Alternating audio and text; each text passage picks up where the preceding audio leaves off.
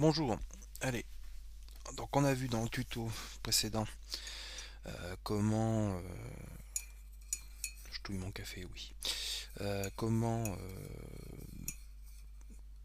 fonctionner un petit peu Expresso. Donc on va voir un petit peu l'étape suivante qui est en fait de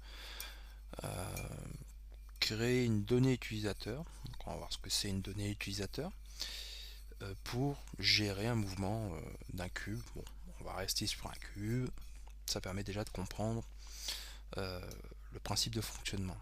Donc je vais créer ici un objet neutre, je vais mettre mon tag Expresso, je vais fermer la fenêtre pour l'instant et je vais mettre un cube que je vais un peu pousser par là-bas. Donc je vais cliquer sur mon objet neutre. Ici dans les palettes attributs on a un menu qui s'appelle données utilisateur. Donc je vais ici créer une nouvelle donnée utilisateur. Alors ça sert à quoi de créer une nouvelle donnée utilisateur? Déjà on va lui donner un nom. Le nom abrégé, pour l'instant on n'a pas du tout à s'en occuper, et l'ID va être automatiquement créé. On va le mettre animable. Alors, en type de données, on va mettre champ d'entrée flottant. C'est donc c'est un type de données qui va nous permettre de rentrer donc des chiffres avec des virgules flottants. Et en interface, on a donc ici un exemple d'interface, ou alors ici encore, mais on l'a en dessous. Non seulement on va prendre le champ d'entrée, mais on va prendre aussi le curseur, voilà, qui va nous donner ce petit curseur de mouvement.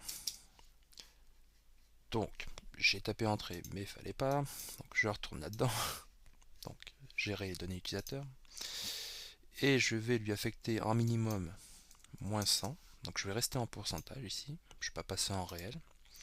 Réel ça donnerait de 0 à 1000 par exemple, je vais rester en pourcentage, et donc affecter ici moins 100.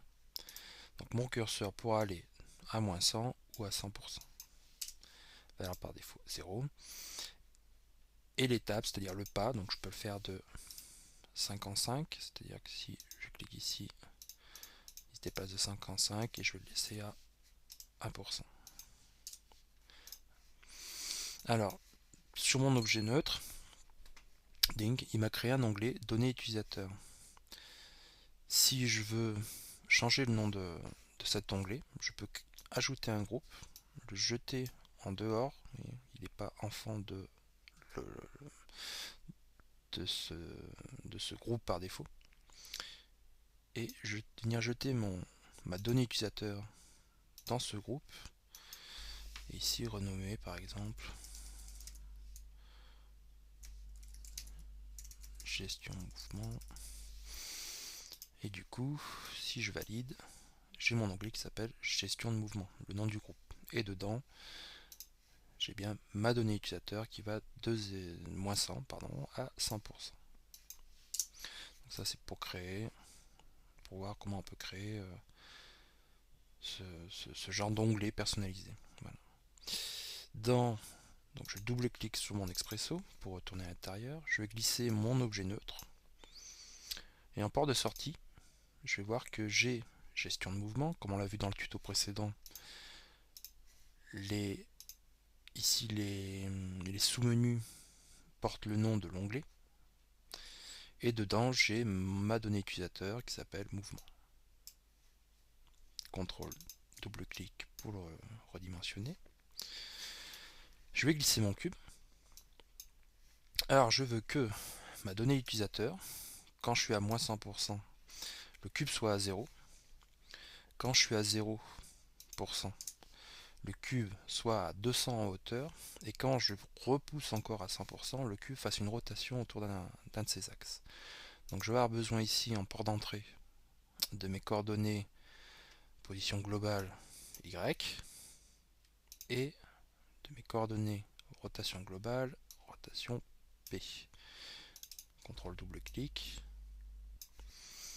Alors comme on l'a vu dans le précédent tuto, on va utiliser donc une cartographie d'intervalle qui se trouve donc dans Expresso calculer. Qu'est-ce qu'on va envoyer? Alors, ma donnée utilisateur, je vais l'envoyer dans la cartographie d'intervalle en entrée. Donc je vais dire que c'est ici en intervalle d'entrée, dire que c'est un pourcentage. Je vais dire que c'est de moins 100 à 0. Et donc mon cube ira de 0 à 200. Et je vais l'envoyer dans la position Y. Là on peut voir que à moins 100, mon cube est à 0. À 0, il est à 200. Par contre, quand je continue, il continue à monter. C'est juste en fait que ma cartographie intervalle, même si je dépasse ici le 0%, continue à calculer l'intervalle en fait. Ici on a l'option clamper max. Et quand on sélectionne ça, du coup, mon cube va se figer à 200, même si ma valeur continue d'augmenter en fait.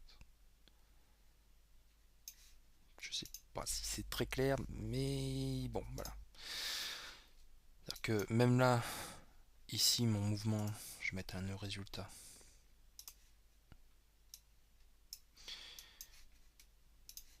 Malgré le fait qu'il envoie donc 91, 091, ma cartographie d'intervalle, puisqu'elle est clampée, ne calcule pas au-delà de la valeur maximale, c'est-à-dire 0%. Je vais faire la même chose. Calculer cartographie d'intervalle. Donc, en entrée, c'est toujours des pourcentages. Ça va bien de 0 à 100%. Et en sortie, je vais mettre des degrés. Alors, en interne, il faut faire attention parce qu'en interne, Cinema 4D calcule en radians. Donc si ici je mets des réels, donc de 0 à 100 par exemple, et que j'envoie ça, ma sortie directement dans la rotation, il va interpréter le 100 comme étant des radians. Donc il va faire 4 milliards de tours. Il ne va pas comprendre que c'est des degrés. Donc je mets bien en degrés. Un peu plus simple à gérer quand même que des radians. Enfin, sauf si vous maniez pi ou 2pi parfaitement, mais bon, pas le cas de grand monde, je pense. Et donc là, je vais donc clamper mon minimum uniquement parce que je veux pas que en dessous de 0, ma rotation soit effective.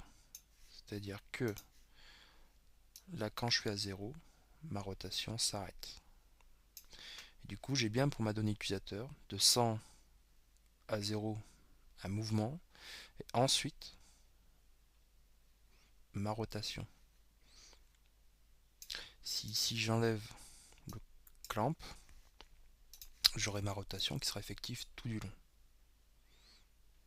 Alors le but ici, c'est vraiment d'avoir un clampage de la donnée utilisateur pour avoir en fait en une seule donnée utilisateur deux mouvements distincts.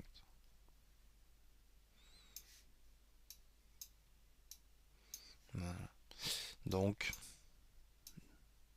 deux nœuds, une donnée utilisateur, et on fait déjà un mouvement complexe avec une seule donnée utilisateur. On peut évidemment l'animer.